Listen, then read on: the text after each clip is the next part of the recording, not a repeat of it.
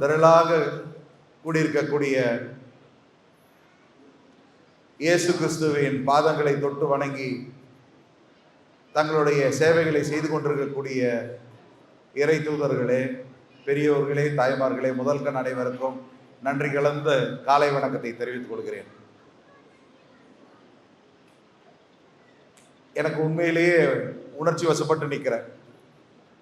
நான் பிறந்து வளர்ந்தது ஒரு இந்து குடும்பத்தில் இருந்தாலும், எனக்கு உயிர் கொடுத்தது என்ற தந்தையாக இருந்தாலும், என்னை உருவாக்கியது என்ற பெற்றோர்களாக இருந்தாலும், நான் வார்க்கப்பட்டது பூராமே ஒரு கிறிஸ்டியன் மிஷனரி ஸ்கூல்ல தான், டான் பாஸ்கோல தான். அது மட்டுமல்ல, என்னுடைய உயர்கல்வியை லயோலால முடித்தேன். மேற்படிப்புக்கு அமெரிக்கா சென்றேன். நான் படித்தது வளர்ந்தது எல்லாமே பார்த்தீங்கன்னா ஒரு கிறிஸ்டியன் கம்யூனிட்டியில தான் படித்தேன். ஆக என் தாய் தந்தை வழியாக நான் இந்துவாக இருந்தாலும் பட்டை தீட்டப்பட்டது அனைத்துமே கிறிஸ்துவ சகோதரர்களோட தான். அதனால உண்மையிலே இந்த நிகழ்ச்சியில் கலந்து கொள்வது மற்றற்ற மகிழ்ச்சி அடைகிறேன். இன்னைக்கு இந்த சபையோட 100ஆண்டு விழா. நான் இந்த நிகழ்ச்சி எனக்கு ஒரு வாரத்துக்கு முன்னாடி வாணியம்பாடியில் நடைபெற்ற ஒரு திராவிட முன்னேற்ற கழகத்தோட பொதுக்கூட்டத்தில் பேசிட்டு இருக்கும்போது இந்த திருச்சபையை சேர்ந்தவர்கள் எல்லாம் அத்தனை பேரும் என்னை நேரில் அழைத்து கண்டிப்பாக இதில் நீங்கள் கலந்து கொள்ள வேண்டும் என்று அழைப்பு விடுத்தார்கள். அன்னைக்கு சாயந்தரம் அந்த நிகழ்ச்சியை முடிச்சுட்டு நான் ஊருக்கு போய் எங்கள் அப்பா திரு துரைமுருகன் அவர்களிடம் இந்த செய்தியை பகிர்ந்துக்கிட்டேன். இந்த இன்விடேஷனை காட்டினேன். உடனடியாக அவர் சொன்னார், நீ கண்டிப்பாக எந்த வேலை இருந்தாலும் அந்த நிகழ்ச்சிக்கு செல்ல வேண்டும்னு எனக்கு உத்தரவிட்டார்.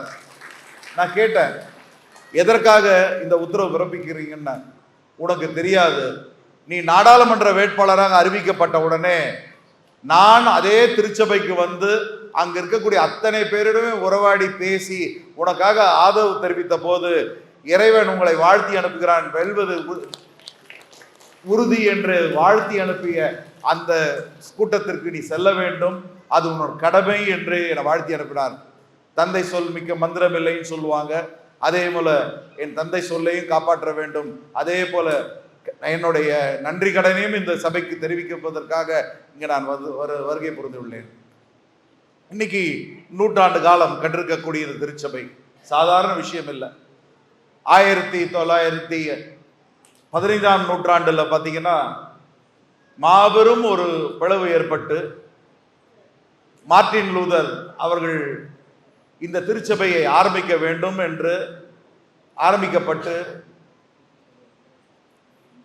கிறிஸ்டியன் மிஷனரிலேயே எப்படி கடவுளை வணங்க வேண்டும் என்று ஒரு மாபெரும் பிளவு ஏற்பட்டது. அதற்கு அப்புறம் நார்வீஜியன் ஸ்டேட்ஸ்ல, ஸ்காண்டினேவியன் ஸ்டேட்ஸ்ல எல்லாம் இந்த திருச்சபை ஆரம்பிக்கப்பட்டு பிரபலமாகி இந்தியா அடைந்தது. ஆனால் எது எப்படி இருந்தாலும் இயேசுவே என்னுடைய கடவுள், பைபிளே என்னுடைய வேதம் என்று ஏற்றுக்கொண்டிருக்கக்கூடிய இந்த இந்த சர்ச்சை பொறுத்த வரைக்கும் எல்லாமே மக்கள் சேவை மட்டும்தான். மக்கள் சேவை தான் அடிப்படையா இருக்கக்கூடிய ஒரு விஷயம். இந்துவா இருக்கக்கூடிய கடவுள் கிட்ட போனீங்கன்னா மக்கள் சேவை மகேசன் சேவைன்னு சொல்லுவாங்க. மக்களுக்கு எந்த சேவை செய்தாலும் அது மகேசனுக்கு செய்யக்கூடிய சேவைன்னு சொல்லுவோம் நாங்கள் இந்துல. அதே போலதான் இங்க இருக்கக்கூடிய கிறிஸ்தவர்களும் சரி, நீங்களும் சரி, எதை செய்தாலும் அது இயேசு கிறிஸ்துக்கு பாதத்திற்கு செய்யக்கூடிய சேவை என்று அறிந்து அதையே சேவையாக செய்து வாழ்நாளில் வேதமாக கடைபிடித்திருக்கக்கூடிய உங்களுக்கு மனமார்ந்த வாழ்த்துக்களை தெரிவித்துக் கொள்கிறேன். அது மட்டும் இல்ல, இன்னைக்கு தமிழ்நாடாக இருக்குன்னா அதுக்கு திராவிட முன்னேற்ற கழகத்தோட ஆட்சி தலைவர் தளபதி ஐயா மு க ஸ்டாலின் ஐயா காரணம். இன்னைக்கு தமிழ்நாடு ஒரு கல்வியில நல்ல சிறந்து விளங்கிக்கிட்டு இருக்குன்னா அதற்கு முக்கிய பங்களித்தவர்கள் கிறிஸ்தவர்கள். ஏன்னா ஒவ்வொரு கிராம தொட்டும் அந்தந்த பகுதிகளுக்கெல்லாம் சென்று கல்வி நிறுவனங்களை நிறுவி கல்விதான் கண் திறக்க முடியும். அதே மாதிரி ஹெல்த் கேர் அப்படின்ற பொழுது ஆஸ்பத்திரிகள் திறக்கப்பட்டு அன்னை தெரசா முதல் இன்று வரை அந்த கிறிஸ்தவர்கள் செய்திருக்கக்கூடிய சேவை வார்த்தைகளால் சொல்லவே முடியாது.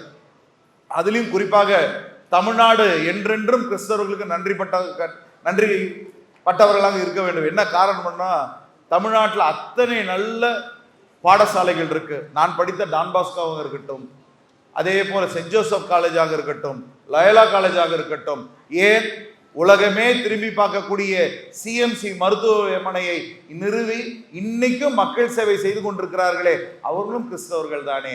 அவர்களும் இது இந்து நாடு, இங்க நமக்கு என்ன வேலைன்னு போகலையே. இல்லை, கடவுள் இட்ட பணிகளை செய்வதற்காகவே இந்த அவதாரத்தை தரித்துள்ளேன். இயேசு எப்படி மனித ரூபத்தில் வந்து மக்களுக்கு சேவை செய்து மக்களோட கஷ்டத்தை ஏற்று ரத்தத்தை இந்த மண்ணுக்கு செலுத்தினாரோ, அதையே வேதமாக ஏற்றுக்கொண்டிருக்கக்கூடிய நீங்கள் எந்த மதமாக இருந்தாலும் சரி, எந்த ஜாதி எந்த மொழியாக இருந்தாலும் சரி, சேவை ஒன்றே மனப்பான்மையாக ஏற்றுக்கொண்டு இன்னைக்கும் செய்து கொண்டிருக்கிறீர்களே, நீங்கள் தான் மதிக்கத்தக்கவர்கள். நீங்கள் தான் தமிழ்நாட்டின் உண்மையாக சேவகர்கள் என்று சொன்னால் அதில் ஐயப்பாடு கிடையாது. அது மட்டுமல்ல, எது எப்படி இருந்தாலும் சரி, இன்னைக்கு சிறுபான்மை மக்களுக்கு ஒரு பாதுகாவலனா இருக்கக்கூடிய அரசு தான் திராவிட முன்னேற்ற கழகத்தின் அரசு. முதலமைச்சரோட தூதுவனாக நாங்கள் இங்க வந்திருக்கிறேன். முதலமைச்சர் எடுத்து வைத்திருக்கக்கூடிய அத்தனை செயல்பாடுகளும் உங்களுக்கு நீங்க அறிவீங்க.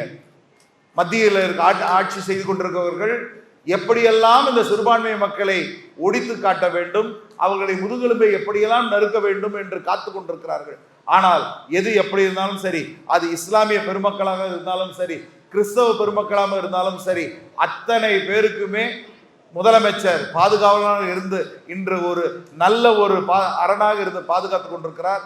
இந்த திராவிட முன்னேற்ற கழக ஆட்சி இருக்கும் வரை சிறுபான்மை மக்களை எவரும் எந்த தீய சக்தியும் தொட்டு பார்க்க முடியாது என்பதை இந்த சபையில் அறிவிப்பாக வெளியிடுகிறேன்.